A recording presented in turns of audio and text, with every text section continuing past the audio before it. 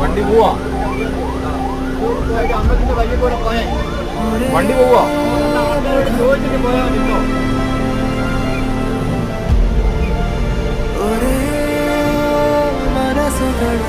വണ്ടി പോവാ.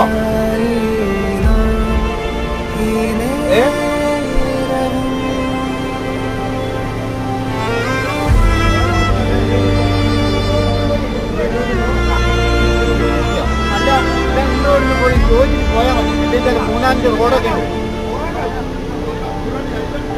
അപ്പുറം